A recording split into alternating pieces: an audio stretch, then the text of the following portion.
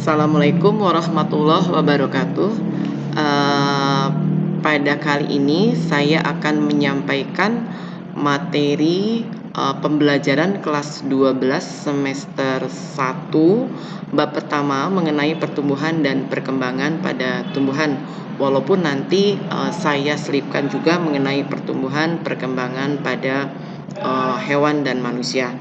Dan pada awal pembelajaran ini saya menampilkan gambar seperti ini dulu. Ini sebagai motivasi kepada peserta didik untuk menggali kira-kira perubahan apa sih yang terjadi dari gambar ini yang menuju kepada proses pertumbuhan dan perkembangan gitu ya. Ya, pertumbuhan perkembangan pada tumbuhan, dan ini saya gambarkan, saya tampilkan seperti ini juga dulu. Nah, pertumbuhan perkembangan pada tumbuhan ini ada pertumbuhan, ada perkembangan. Jadi memang konsep berbeda ya. Tapi kenapa di sini mungkin disatukan dalam satu bagian, karena memang pertumbuhan dengan perkembangan itu sejalan ya. Nah, pertumbuhan adalah proses pertambahan ukuran ya. Bisa panjang, bisa volume, bisa massa.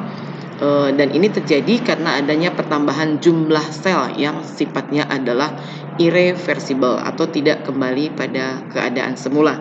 Jadi dapat dihitung secara kuantitatif. Contohnya tumbuhan tambah tinggi, tambah besar, itu tumbuh. Kemudian perkembangan. Perkembangan itu proses menuju kedewasaan yang biasanya sejalan dengan pertumbuhan ya, beriringan. Dan ini bisa terjadi karena adanya diferensiasi dari jaringan-jaringan. Dan perkembangan ini tidak bisa diukur secara kuantitatif ya, hanya dapat diukur secara kualitatif. Jadi antara tumbuhan yang sudah berbunga dengan yang belum berbunga mungkin kualitasnya lebih bagus yang sudah berbunga. Nah, ini contoh perkembangan ya. Jadi tumbuhan itu berbunga atau berbuah, atau tidak ada daun jadi ada daun. Kemudian ini adalah alat untuk mengukur pertumbuhan pada tumbuhan. Ini namanya auxanometer atau busur tumbuh karena memang menggunakan. Saya tampilkan juga peta konsep mengenai materi apa saja yang akan dibahas di pertumbuhan perkembangan ini ya. Jadi ada perkecambahan, kemudian nanti ada pertumbuhannya, baik itu pertumbuhan primer atau pertumbuhan sekunder. Kemudian ada juga perkembangan atau pembungaannya. Dan kenapa perkembangan dikatakan pembungaan? Karena kan tadi bahwa perkembangan yang paling pesat pada tumbuhan itu adalah saat tumbuhan itu berbunga. Kemudian ada juga dibahas mengenai faktor yang mempengaruhi pertumbuhan pada tumbuhan ya. Jadi nanti ada faktor internal, ada faktor eksternal ya. Jadi ada yang dari luar, ada yang dari dalam. Nah, dari beberapa poin tadi yang ada di pertumbuhan perkembangan, untuk kesempatan ini saya hanya akan menyampaikan materi mengenai perkecambahan ya. Jadi perkecambahan yaitu tumbuhnya atau pertumbuhan yang terjadi pada biji. Dia di mana di biji kan ada embrio ya. Jadi di sini ada embrio tumbuh. Nah, ini nanti namanya perkecambahan. Dan pada saat embrio tumbuh itu nanti kan ada namanya plumula, ada namanya radikula. Nah, plumula calon batang daun, radikula calon akar, dan ini adalah keping biji atau kotiledon, di mana di dalam keping biji itu ada cadangan makanan. Ini sama saja dengan yang tadi ya. Nah, ini contoh di kotilnya, ini monokotil. Jadi ada plumula, radikula. Nanti kita lihat di bawah lagi. Nah, tahapan proses perkecambahan. Ada beberapa tahapan dalam proses perkecambahan ya.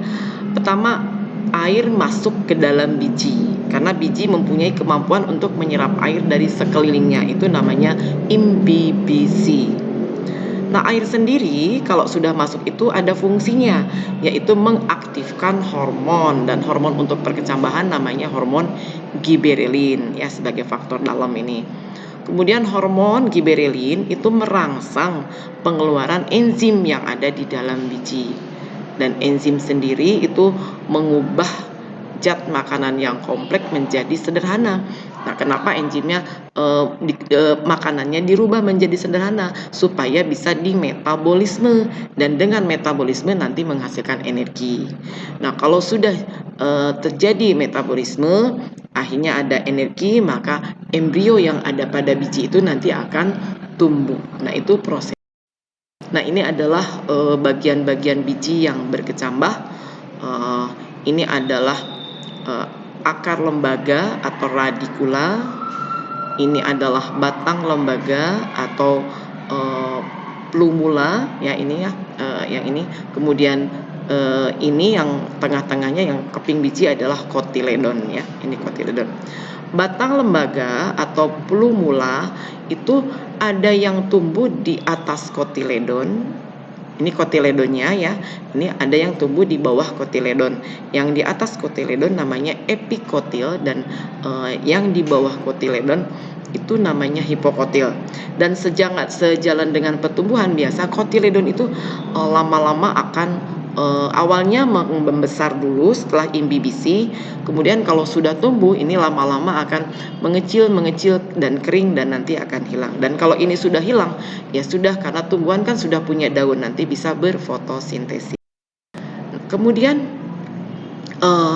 ada perbedaan perkecambahan pada monokotil dan dikotil. Nah, ini ada yang atas ini adalah macam perkecambahan pada dikotil, namanya epikial, sedangkan ini adalah perkecambahan pada monokotil.